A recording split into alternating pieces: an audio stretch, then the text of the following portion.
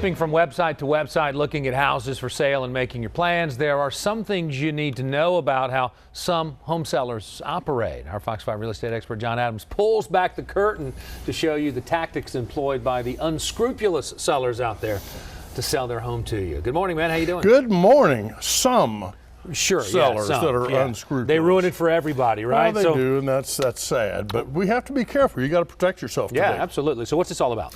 Well, the reality is that the internet has caused a major disruption in the real estate industry. As recently as 30 years ago, information was controlled by the realtors. I remember our multiple listing books, excuse me, said confidential right on them. Yeah. I mean, we weren't even supposed to share them with people we're working with, and it was secret information. Well, it really wasn't secret. In fact, you wanted as many people as possible to know about it, but you didn't want to share the information with the public. And that has completely changed now. The reality is that when one group controls a flow of information, there are benefits and there are disadvantages. The benefit is they can control that flow of information, and for better or for worse, the realtors did a pretty good job of policing themselves. They have a strict code of ethics, and they're governed by, in Georgia, for example, the Georgia Real Estate Commission.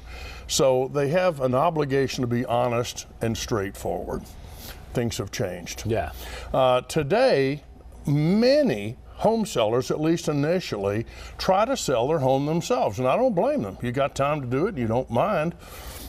Set up a site on Zillow, set up a site on Weebly or one of these other easy-to-use programs, and you're in business.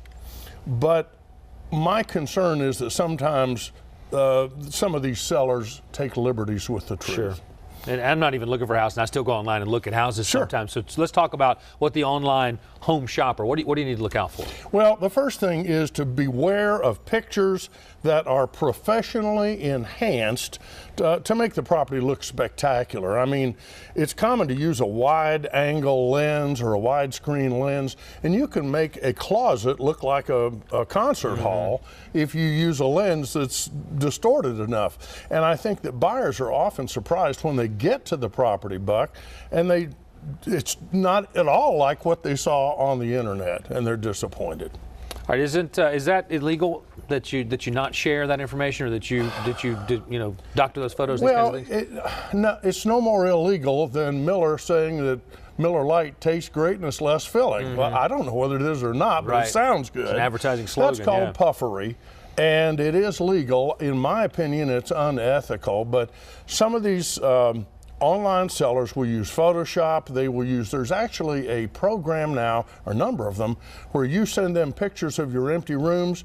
They will stage them with beautiful furniture, put they'll paint the walls. Right. They'll make it look like it's not. And that's just unethical in my opinion. All right, so what's the bottom line? How do we protect ourselves from this? Well, I think the answer is to not get too attached to any single property while you're online shopping. The second thing I'd like you to do is find a good realtor, at least they subscribe to a code of ethics, and consider a buyer's broker that will represent you and not the seller. And then finally, try to be patient in your search for a home. That might be the hardest one. Well, it is, but what can I say? All right, well, good advice as always, John. And John's going to be here for the next hour to answer all of your real estate questions on our Fox 5 Atlanta Facebook page, so you definitely want to take advantage of that. Thanks, man. All right, checking in now on Operation Max. Sharon? Sure will. Thank you, Buck. And here you go, Max. Well, the learning never stops for him. And yesterday, he got a chance to experience what it's like